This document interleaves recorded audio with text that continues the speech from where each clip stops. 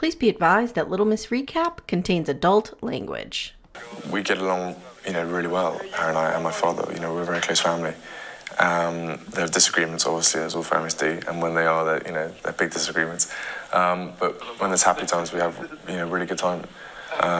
It's just, it's difficult getting all three of us in the same house at one point because obviously father's really busy. Harry's travelling or wherever, and I'm up here, so it's just difficult. But yeah, it's all good.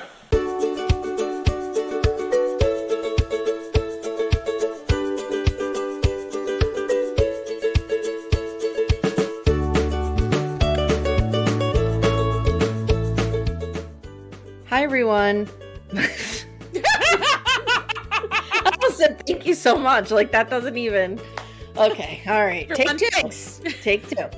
Hi, everyone. Welcome to Little Miss Recap, the podcast where feeling empathy for Prince Charles was not on my bingo card. No. This month, but I cried my eyes out. Amy. Of course you did. First, I said I would sleep with Cody over David Woolley. Now this. What's happening? You know what it is? What? I think I'm too close to the manosphere. I've started bringing it into my zeitgeist. Ooh. And I think I'm in that radiation zone. You know what I mean? Like shit. Chernobyl, I'm too close. We got to get you off the bridge where the nuclear waste is falling on you. Yeah, we gotta. I need to stage an intervention. We need to stop this. Jesus. Prince/King Charles is getting such a phenomenal edit. I want Peter Morgan to write my life story when I die. For real. You're going to look like the greatest human ever. You're going to look like fucking Mother Teresa over there. Oh my God. Please. Just let him write. Beat your children. Let him write my eulogy. Let him write my eulogy. Or my obituary. There we go. Sure. For real. Both are good. Yeah, it's bad. It's real bad. I mean, it's good.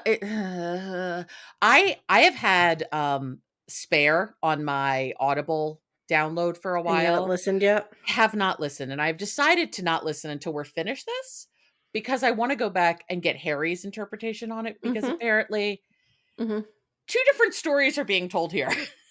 Yeah. Yeah. And can we rage about the recasts? So I listened to the Crown Official podcast with Peter Morgan. Okay. And he was saying that for the first half of the series, he needed to have them look like young little boys so that the loss of Diana and them walking behind the casket would resonate with people. But then he didn't think it was right to have those same little boys talking about partying and fucking off and dating. And I'm like, but that's what happened in real life. Right. And they went and found the least looking like hairy redhead they could find in all of England. And this actor is fine looking. This is nothing about his look. This doesn't look anything like Harry. He looks older than William. He does. So it's like a weird recast. Yeah. I don't know what's happening. It's not good. It's not good. It gets better because then they have a different Harry. Or is it not a different Harry? Did they just cut his hair?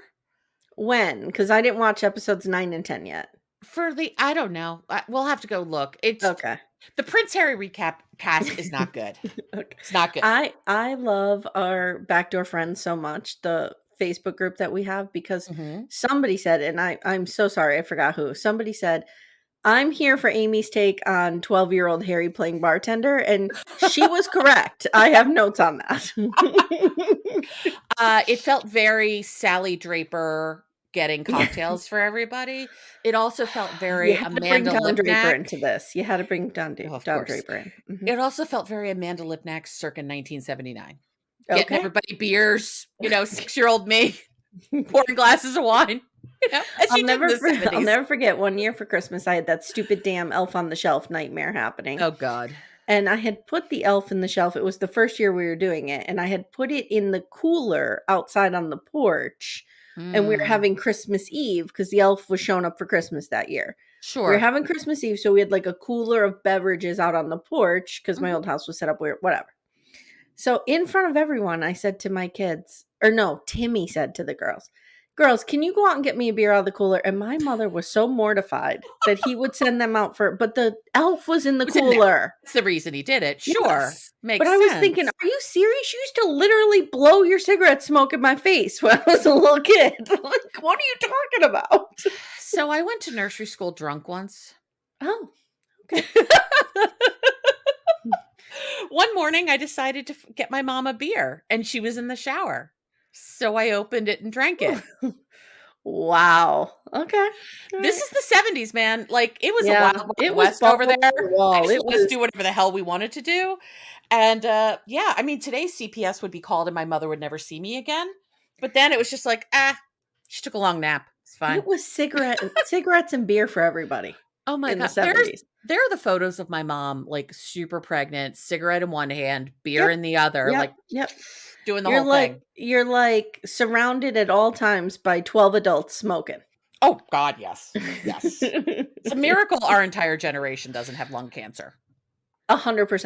How many cars were you in with the windows closed and a parent smoking? Many. Mm-hmm. It was a wild time. It was a wild time. Oh yeah, I'm sure my parents were sitting there with a cigarette in one hand and like bottle feeding me. Mm-hmm. Mm-hmm. Yeah. Oh yeah, I'm sure. Absolutely. But yet, my dad and mom are appalled when I tell my kids to go get a beer out of the cooler. Right. And the girls used to call it Daddy's beard. Oh my God. Mm-hmm. Anyway, so I also wanted to ask your opinion on this back half of The Crown. Okay. I didn't watch 9 and 10, but I don't want to get too far ahead because then I get jumbled as to what's in what. So I watched 5, 6, 7, and 8. Is 8 the Margaret-centric episode? Yes. Which, again, sobbing. I can't wait to talk about that one. It wasn't sobbing, but it was really good. That was my favorite of this back half. Yeah. Yeah. Yeah, it was good. I hear there's some cuckoo magoo stuff at the very end. It's cringy. I also want to say... I'd rather ghost Diana. Ooh.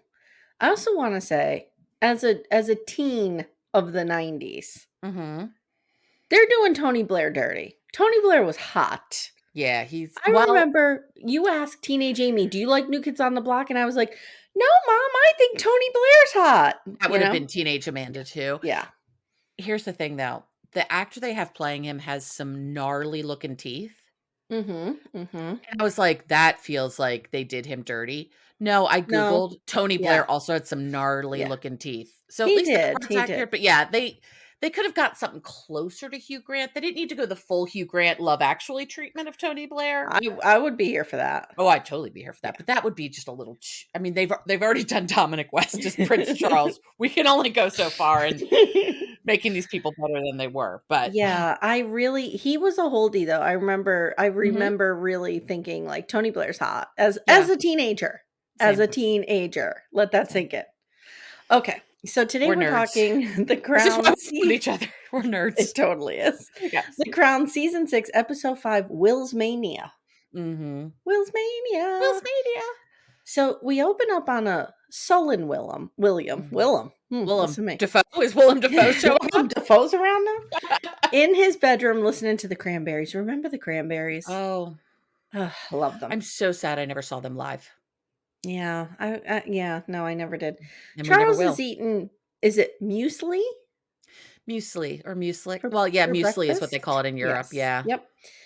And Will looks like he wants to jump over the table and stab him. And, I get this look from my teenagers on the reg, so I totally understand what it is. I've seen this look many times from a child in my home. Yeah. Yes. Yeah. So, you live with the father and son, so you'll have much to weigh in here. Okay, so later as they drive Will back to school, Charles is listening to like some classical opera type music, and he changes it to Torn by Natalie Merchant, and he's like, and this is totally me. I really like this music. And, you're trying to like bebop along to it. It's like... I actually thought though, from a theatrical standpoint, I thought this was a really good use of coming back to one of the parents driving one of the kids in the car. Cause we had Diana and William and we were playing tub thumping and they were both into it. And you could tell Diana was totally comfortable with this music. Prince Charles does not know what to do with Torn. No. No. Nor should he. Nor should he. This needs to stop right keep now. Keep torn out of your mouth. Okay. So Charles, trying to connect with the sulking teenager over current music and being the most uncool person on earth is me. Real quick, who did you say sang Torn? Natalie Merchant? No, it's Natalie Imbruglia. Natalie Merchant is it? I'm Maniacs. sorry. Okay. I just wanted to catch that, yeah. Amy still does not know 90s music. Okay. So Charles is concerned that Will might not be ready to move back to school. He's like, it's a little early. You might want to take because it's like 3 days. Mm-hmm. And Will's like, I'm fine. And Charles suggests all the things except therapy. Yes, exactly. Actually, I mean, if this is accurate, Charles was right to be worried about him going back to school so quickly. Charles was all of this. Not only did his mother just die, his mother died in a very public way. Everyone is very well aware of, she died with Dodie. She died in this, everything. Yes. So he can't hide from this at all. Correct. And then he's back at school and it's like, is that the right thing to do? Peter Morgan did say that in the weeks following Diana's crash, Charles did clear his calendar for like 3 to 4 weeks. Okay. Out of deep concern for his children. I'm sure. I mean, I feel like that last part is Peter Morgan's interpretation. Like, I'm sure the official calendar didn't say clear out of deep concern for children. Right. But at the same time, it sounds like he was doing the right thing. Yeah. I think, again, Charles is getting a real good at it here, but I don't think that Charles would have been like, oh, the boys are fine. We're just going back to life. Like, I think he would get it. I agree. I don't think Charles was a monster. No, I just think he was not emotionally connected. Right. He was emotionally disconnected, as was his father. Like, he was the parent he was parented by. Yes. And I find it really hard to believe that he just broke the wheel. Do you know what I mean? Like, that takes a few generations to break that wheel. Like, maybe he took out a few spokes, whatever. But I doubt William's totally broken the wheel either. I think Harry's a lot closer. Yes. So Charles, Dr. Gailey is Will's housemaster. And Will likes him. He's like, he's a good guy, whatever. And now we see Anne calling Charles. And they're talking about how to move forward here. And Charles says, in my day, grief counseling would have been taking a cold shoulder or shower and marching across the countryside. And Anne goes, what's wrong with that? I know. Woo! Again, not getting good at it here. Again, parented the way she was parented. Sure. Yeah. Remember, the best part of their day was the 15 minutes they got to see their mother in the morning and the evening. They're who, Amanda? They're mummy. They're mummy. Mummy. Yeah. I did a whole Queen impersonation on the maths today. Okay. Can't wait. So Anne says it's better than having some fuss made and then being mollycoddled. New word. The word mollycoddled. I've heard that before, but I like it. I like it. Mollycoddled. We're adding that to our list of good words. And so this new enlightened version of Charles is like, well, you and I are different in that way. Okay. And I do think Charles was very different than Phillip in that he was not a quote unquote macho man, right? Like, he was more sensitive. He was more of an intellectual. More into the arts, all of that. And that was lovely. And I love that for him. But I still, there's still all that cold parenting that went into him. Yeah. So at school, Dr. Gailey delivers Will 2 sacks of letters. One is from the boys at school, and there's like 600 of them. And the other is an entire trash bag full of letters from young women. And we have some voice over the letters, and the boys are like, oh, we're on your rugby team. We love you. Come back to the locker room. Let's go into the showers. I don't know what that means. Wow, this just took a turn real quick. I was not expecting. Sounds like something Poodle would come up with. Jesus. Okay. I don't know how bros do sports talk. Bros do sports talk. Yeah, I'm pretty sure every housemaster at Eton was like, so before we eat dinner, all of you are writing a condolence note to William. This was not organic. Put him into the shower. Let's keep it clean. Right. Let's not get dirty, boys. So the women are all like, there's a range. One is, Dear William, cute is my teddy bear I grew up with to I bet your bod is hot and tight.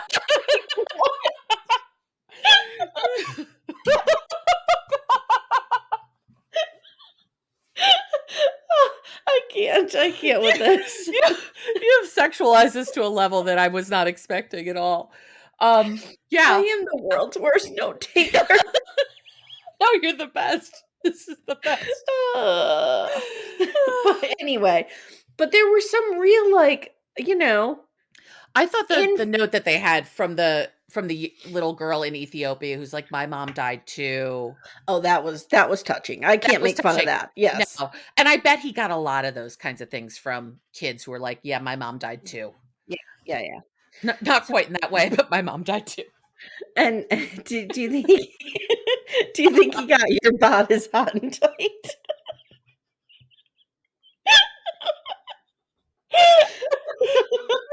Oh, your bod is hot and tight.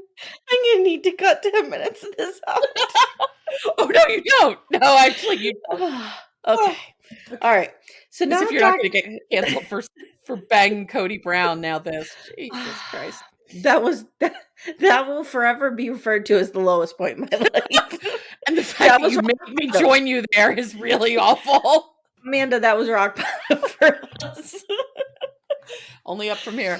Only up from here. So Dr. Gailey pulls Will in to see how he's doing, and he's like, I have an official event. Grandma and Grandpa are celebrating their golden anniversary, and they would like you at an event, but you don't have to go. Like, you can refuse, blah, blah, blah. Gailey says it'll be half a day, a picture, a lunch, etc. Gailey says, I understand what you're going through, and distractions help. My wife had leukemia a few years ago, and, we kept busy and it helped us get through it, whatever. She's fine now. And Will's like, is that it? Do you have anything else for me? Can I get back to my table tennis? Like, he is giving me teenage girl vibes. And teenage boy vibes. Right. I have not raised a teenage boy, so I can't speak to their energy, but my daughters would be like, are you fucking done talking about that tragedy in your life? Can I get back to TikTok now? Right, exactly. I need to go back upstairs. I have a Discord meeting at noon. I don't know what the hell they're doing up there. So now we're at the family picture, and I just wrote, wow, they did Harry real wrong here. I know, so bad. He's like 10 feet taller than William. He got the worst haircut I've ever seen a person have. Right. So they're drinking. You know what haircut he has? Let me wipe the tears away from my eyes. Yeah. You know what haircut he has? Bran Stark. Oh God, he does. Yeah, like somebody just puts a bowl on there and goes, yeah. Not that they have power in Game of Thrones, but you know. No, but yeah, same thing. So, and who amongst us has not had a bowl cut in their life? Who amongst us, like me, decided they didn't want bangs in the second grade, so just cut them off? There we go. There you go. So now they're drinking champagne. Okay, there's this underlying theme of Harry being like, Harry's already the party boy. He is a party boy, and he wants to, get Will drunk or something. I don't know what's happening. We were watching this, and I'm like, oh my God, Harry's drinking a beer. And Todd's like, yeah. I'm like, he's supposed to be 12. Yeah. He's like, oh. I yeah. mean, who amongst us wasn't drinking beer in the woods at 12? No, I have to say, I was not 12. I was 14. I was probably 15. Okay. I was 14, and then I didn't drink in high school because I was a nerd. Okay. No weed. You were just sitting alone drinking old granddad or something. I was drinking my grandmother's early times. You were drinking the beer while your mom took a shower. It's true. Peaked early. So the brothers talk about like how kind everybody's being, and then Harry goes, Paw alert, 2:00. And I thought, when I hear Paw, I think of Charles Ingalls. And I was like, where? Where is he? I need a toxic man to show up on this scene. You got one, just not the one you wanted. Right. So Charles comes in. He's coaching the boys on like how there's people that they need to pretend to know. This is totally me and Timmy going into any event. Yeah. I'm like, this is your aunt. This is her children. Whatever. So they're out in the crowd, and girls, now that we see them leaving, and girls are just losing their shit over William. This is Beatles level losing their shit. Beatlemania level. It's wild. And the rest of the family's kind of like, are you guys Seeing this? What's what happening the hell's here? happening here? So now we have Charles calling Camilla mother of the year, apparently. Patron saint of all patients. I don't know what's She's the only one happening who's here. helping Charles not be an asshole. Jesus. Does she have children? Yes. Okay. I think so. You talk, Okay. I'll verify. So Charles is calling Camilla and telling her like how wild it was, and he's like, it was like he was a pop star. And Camilla says it's like Diana all over again. And Charles says, but it's worse because he's so withdrawn and shy, like it's painful for him to be going through this. He's not like Diana in that way. Camilla does have issue, as it says on Wikipedia. Issue. The kid's name is Issue? No, that's what they're referring to her children as. In genealogy and wills, a person's issue are their lineal descendants. I never ever heard that. I never heard that before. Yeah. So Tom Parker Bowles and Laura Lopez or Lopes. She's an art curator, and he is, what does he do? He's a food writer and a food critic. Oh, that's kind of cool. I'd love to be a food writer. Be fun. Okay. So Charles says, look, I had terrible role models. I have no idea how to do fathers and sons, because Camilla's like, they need you more now than ever. She's right. And Camilla goes, it is no excuse that your family doesn't know how to do fathers and sons. Like, the boys need you. Buck up, Buttercup. Yeah. Get your shit together and get on this dad situation. Right. Go dad this. Go dad. Go be dad.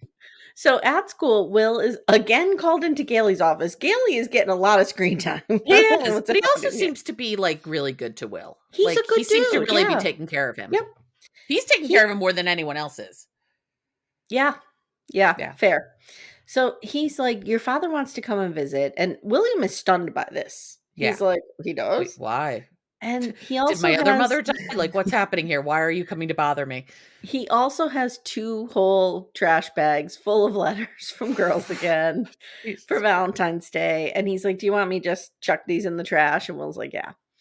So Charles shows up and he's like, I just wanted to check in. They have some really painful small talk. He's like, maybe we should visit Mummy's grave and place some flowers. And Will, I keep calling him Will's because that's what everybody calls him. Yeah. So they call him Will, but I like Will's. Will's is just staring off. You know, he doesn't want to hear it. And then Charles says, I want to take you to Whistler Mountain over the holiday to go skiing. It'll be a trip, just the 3 of us. Yeah, we'll have to do some press. I mean, it is a Commonwealth country we're going to go to, so we'll have to do something. But it won't be bad. It won't be bad. Famous last words. Again, we have a scene with St. Camilla encouraging Charles to be Father of the Year. They agree that they can't see one another. And Charles says they are in the prison of public opinion. I wonder how long they went without seeing each other. I don't know. But that didn't even occur to me. I know. Well, don't forget, like, I think we forget how hated against them. Yes, the public was. I mean, they considered her that she broke up their marriage. Yeah. She was a homewrecker. So he tells Camilla, you are so patient and so gallant. Okay. Now they arrive in Vancouver and Harry is jumping behind that bar to make some drinks. And I just wrote, what is happening? Harry is 12 and now he's a bartender. What is going on? And he's like, what do you want? Do you want your martini dirty? Do you want what do you want? An old fashioned, a Manhattan, a Sazerac. What do you want? I got it all. He is just like Sam from Cheers back there. Like, what can I do you for, brother?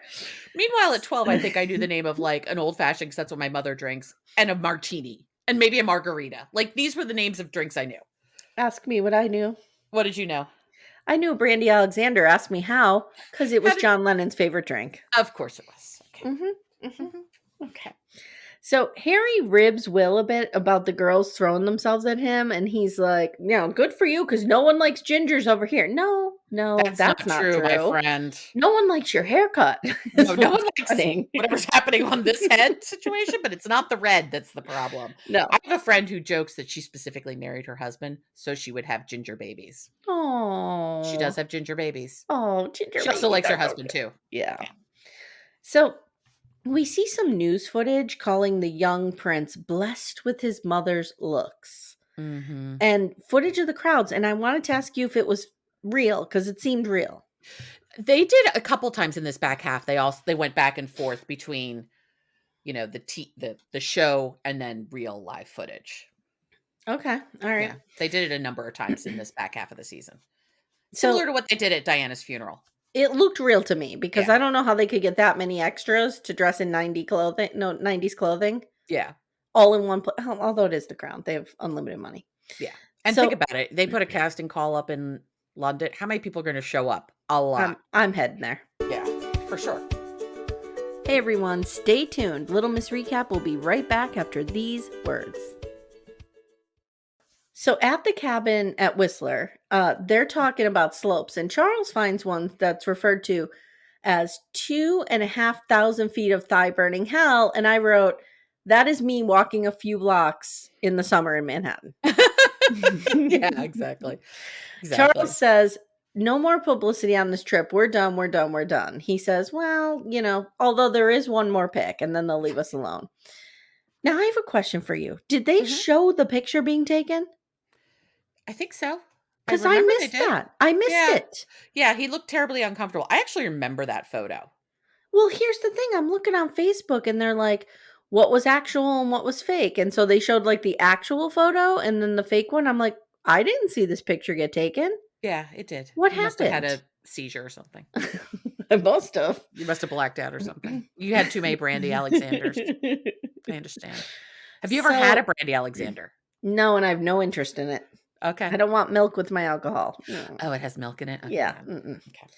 So Will is like, when are they going to leave us alone? I hate this shit. I hate the press. And William goes like, you lied to us. You said we'd be here alone. And Charles is like, dude, I get it. It sucks. Mm-hmm. I hear you.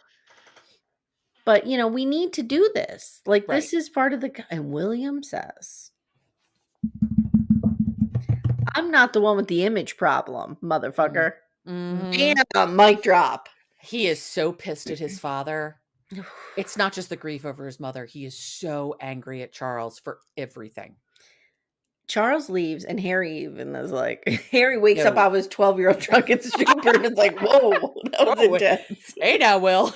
You don't ever seem to register an emotion. That was a lot. Let me get another drink. So after the skiing, Charles goes home to complain to Mummy and Papa. Mm-hmm. And he's telling them, like, I'm concerned about William. And the Queen says, quote, tears and self-pity are not common courtesy in this family. And Charles is like, well, it's not really self-pity. Like, it's grief. Right. His mother died like months ago. Now, I will say this. Grief. I think in these moments, I don't doubt that Charles is not like this behind closed doors. Yeah. I think that Charles has the ability to say, like, we need to show more empathy here. Mm-hmm. I just don't know if he can do it. Do you know what I mean? Yeah. It's easy to identify what should be done. It's harder to do. It's harder to do it. It's harder to say it out loud to your mother, the Queen. Yes, true. So he says, we need to let it out, blah, blah, blah. And Charles asks Mummy if she'll talk to him because sometimes it's easier to talk to a non-parent. Which is true. Okay. Yeah. Phillip is feeling some type of way about this. What the hell did they do to Phillip this episode? Where did Phillip develop any sort of conscience and humanity? I have to tell you something. They interviewed the actor who plays Phillip. Jonathan Pryce, who I love. Yeah. And he was saying everybody that he talked to that knew Phillip personally, like no one had a single bad word to say about him. I was like, really? Okay. Did they not have a bad word to say about him because they couldn't say a bad word about him? Was that right? Exactly. Right. Is that an unbiased sample? Yes. Right. Yeah. Right. So Phillip's feeling some type of way about this, and he pulls out some pics, and he and baby Charles later when he's alone. Mm-hmm. Then he starts watching some old movies. I'm like, where are we going with this? And then I missed that actor that played him. It's like, Wow, yeah, Matt Smith. Yes. Matt Smith and Claire Foy were so gorgeous together. Yes, they were. Oh. They were. So he pulls out some letters from his father, reminding him to be strong and buck up. And then he sees letters that Charles had written him, and they have like a different tone. And, we see all of this happening. So now William is invited to his grandparents' house on Tea for Sunday. for tea on Sunday. And he's like, what? Now I'm invited to my grandparents? What's happening here? Why are my family talking to me? Right. Why is anyone paying attention to me? They just usually ship me off to school and don't bother me for 6 months at a time. So he gets there and he's ambushed by Charles. Mm-hmm. As my kid would say, when you're trying to have a conversation with them, you ambushed me. Yes. Oh, yeah. Okay. I think we've heard that too. Okay. Why are you attacking me? I'm asking you a question. So Charles says, I think we need to talk. And he says, you're angry with me. And I want to hash it out with you. So William says, first, we never talked about her. We never talk about her. And you definitely played a role here. Mm-hmm. Charles is stunned. And he's like, I hope you're not insinuating what I think you are. Your mother's death was a terrible tragedy caused by a drunk driver. Okay. Charles says being in Paris was her choice. And Will says she had no royal protection. And he's right. He is correct. Mm-hmm. And Charles says, I have always argued about that she should have had that. Mm-hmm. This is where I have a problem with creative license. Because I feel like this is a major thing that if you're not sure happened, you can't have this conversation. You can't have the conversation. It is so raw. And it's so important. And so important and so vulnerable. If this conversation were to have happened, we don't know, but if this conversation were to have happened, it actually also gives more credence to how Harry has handled his family. Yeah, I agree. Both of these boys are looking at it as like, we know that Harry absolutely blames the paparazzi for the death of his mother, which is why he was like, I'm getting my kids the hell out of this. I'm not doing it. Yep. Yeah. So Will says, the fact that she was not safe with us is your fault. You made her so unhappy and you loved someone else and you drove her into the arms of others. Mm-hmm. Not wrong. Not wrong. Charles says, well, it's your right to think this. And I wrote right here, kids can just fucking cut right through you. I mean, you can tell he's super hurt by this. This felt so real to me. The things that my kids will say to me. Oh God. And like, I'm over here twisting myself in knots trying to like do right by them. And they could just cut you down like that.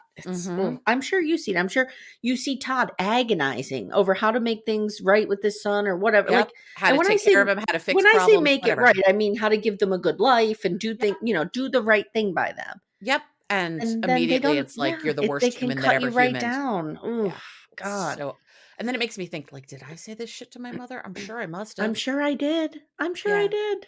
Yeah. So then he says, my responsibility to your mother ended long before she went to Paris. And that accident was not in any way my fault.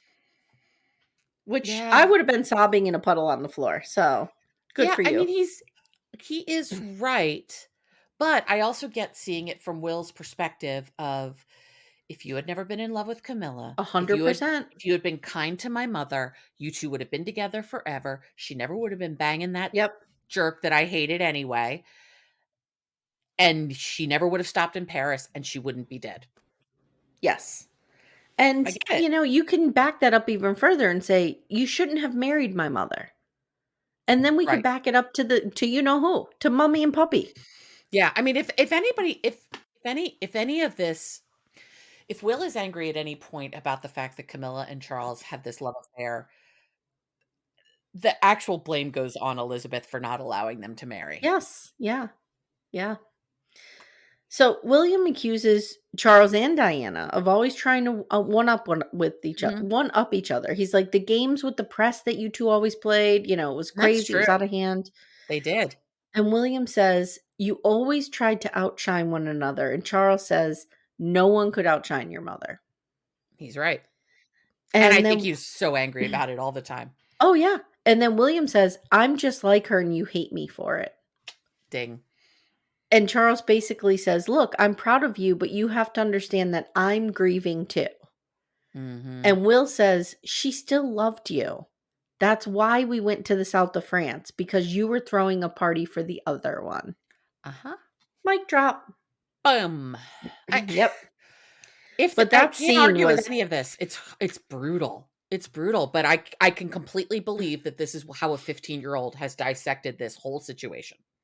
I agree 100%. And I mean, Dominic West shines in this scene. Oh, he I does. mean, these are the types of scenes that he does so well in The Affair. When he knows he's in the wrong, yeah, he attempts to justify aspects of his behavior, but yet maintains that, like, I'm so wronged.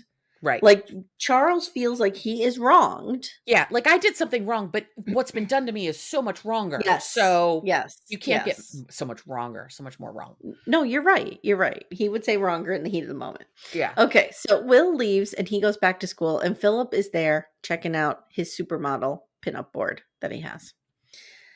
I forget who was on it. Claudia Schiffer. Cindy Crawford, maybe? No, not at that point. No, Naomi Campbell? Yes. And then somebody else who wasn't so much a name that I recognized. I almost said Naomi Watts. Yeah. Who's gorgeous and could be on the board, but yeah. She would not have been on Will's board then. No. So Will says, they're playing chess, okay? And Will's like, I'm dealing with family issues, like real bad, dude. Like DAD type of issues. Yeah. And Phillip says, well, I want to talk to you about back pain.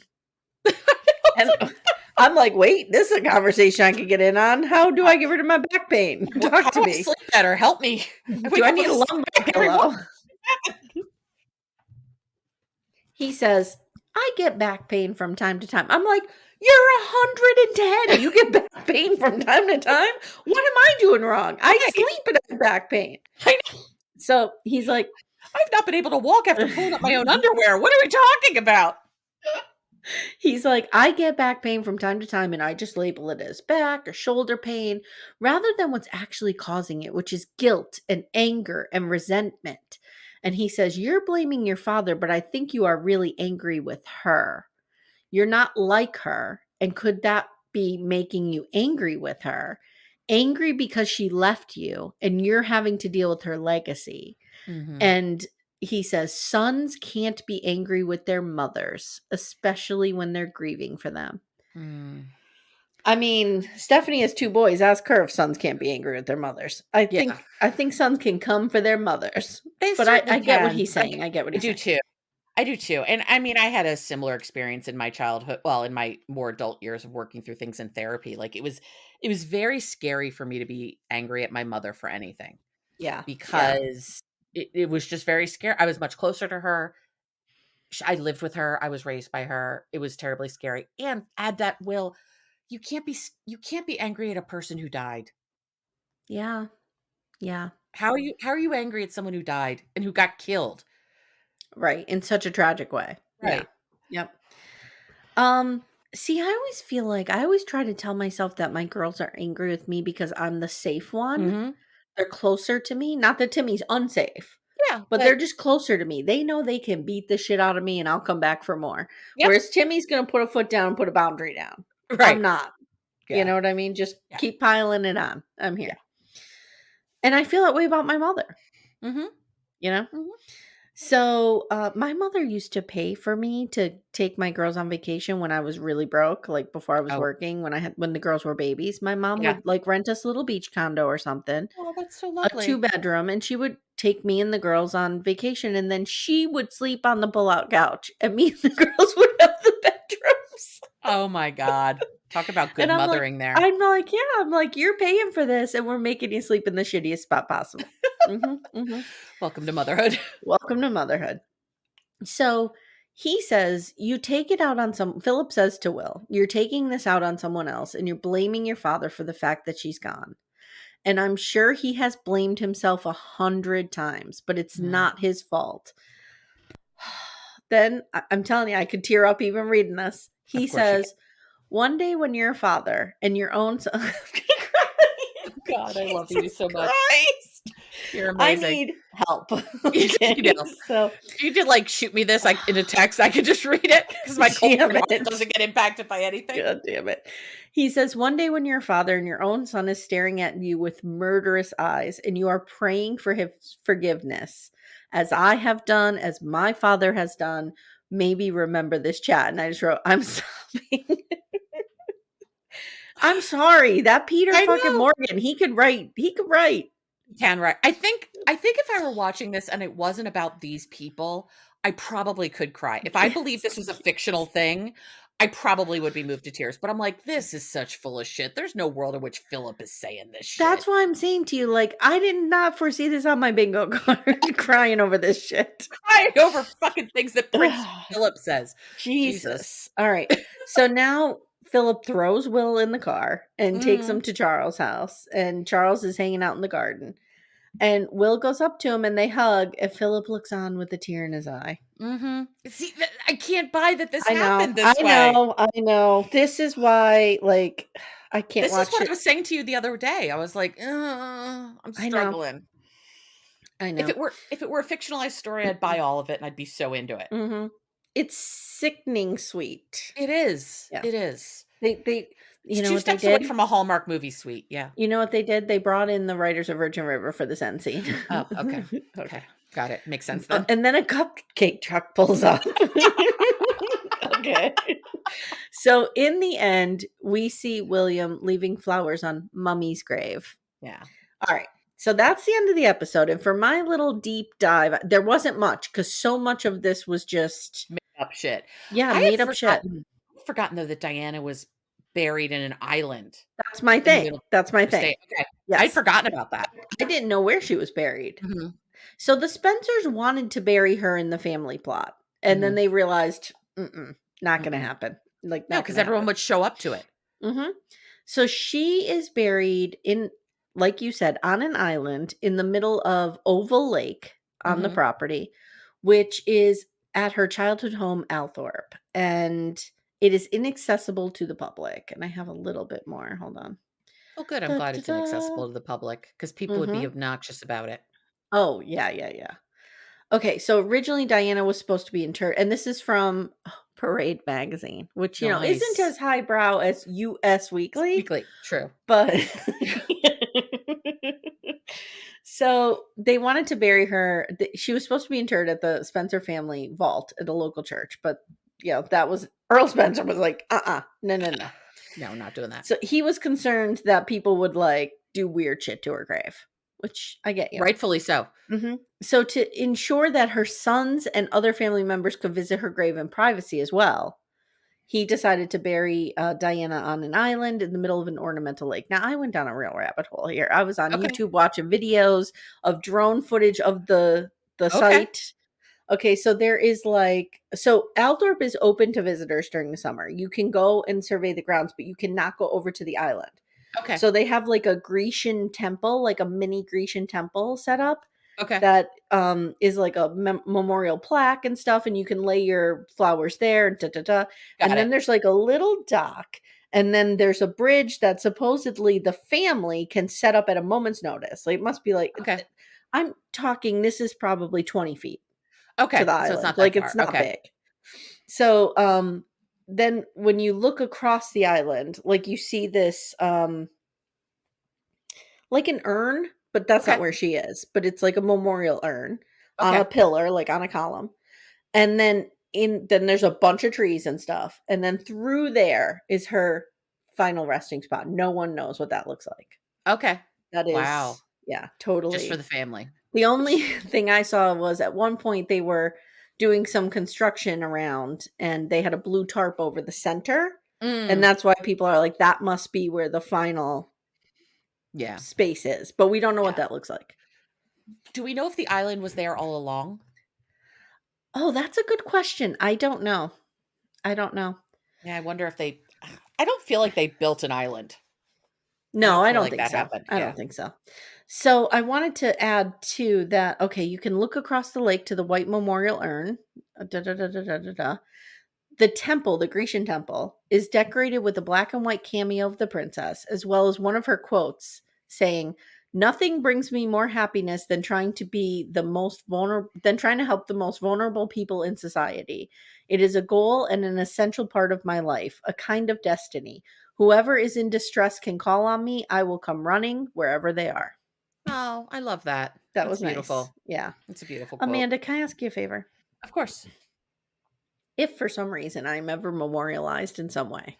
Yes. Can you pick like a smarty pants quote that I said? Yeah, like, I'll I don't pick want you something saying really like smart. Will's letter said hot bod, hot and tight, or I would fuck Cody Brown over David Woolley. I don't want anything like that on my tombstone. No, we're gonna make something really serious. We're gonna take some of your beautiful writing about your children or Okay, all right. about the Do world. not put anything I've said on any podcast. No. Now, I will don't not let forget Timmy do this. Don't forget, I want the iPad embedded in Oh, the stone, it's even with though the I'm not foot. gonna be even though I'm not gonna be buried there because I'm gonna be spread on Will. Right. This will be my memorial site. Right. And it'll it have will- the iPad with the fight It'll over and over. I know. Fight on loop. Yes. On loop. Yes. Oh, Yes. we're gonna have to set up some sort of solar situation so we can constantly power the iPad. That's fine as long as you don't use Tesla batteries. No, we I'm won't good do with that. that. We won't do that. All right. Okay. Also, maybe you can put a picture of Janelle on the grave somewhere. Maybe her on the quad, like I have my profile picture. You could actually, you know what we should do? In the marble, have it beautifully etched into the marble. Janelle on the quad. And some great quote about, the beauty of parenting your children or something. Not the times that you've said you would sell your children's happiness for a text exchange. We're not going to put those quotes on your grave. We're going to put something a little kinder, but it will have the etched version of Janelle on the quad with her little kimono tied to her belt loops. And also the fight. And what we're also going to do, this just came to me, we're going to create a metal version of Cody's cup. Yes. Yes. Place that there too. Yes. Yeah. And it has to always be half empty. Half empty, and it always has to have warm water. So there's, again, going to have to be a solar situation to heat this cup at all times. Oh, I can't wait. But like Diana's not gonna have this great memorial. I'm thinking like this is Diana's statement that she'll forever be remembered by. Which is great. I need mine to be something decent. Like, what if people are like, that's the woman who said, what if people said about you, like, that's the woman who RIP'd the Unabomber? That's true. What if you want to notice Unabomber quote RIP? No, I'll make sure it doesn't. I'll get with Todd. I'll make sure it doesn't. Good. I can't have myself RIPing the Unabomber in perpetuity. All right, guys. So when you hear us next, Amanda will be taking us through episode 6. Yes, I will. Yes. I will. Also, stay tuned for Sister Wives. We have 4 episodes coming up, and they're magnificent. We both watched. Well, you haven't finished the first one. I have finished the first one. The talk back, folks. It is not like randos. It is. We see Cody and Robin sitting there. Holding hands, talking back to this thing, and it's amazing. It's amazing. So stay tuned. Jump on our Patreon, Supercast, or Apple subscriptions, where you'll hear the whole thing, all of our unfiltered thoughts. Yeah, none of those will be on our tombstone. Correct. Me screaming for Cody's blood will not be on my tombstone. No. Me calling Robin a fucking liar will not also be on our tombstone. No. All right, everyone. Thanks so much for listening. We'll see you soon. Take care, everyone.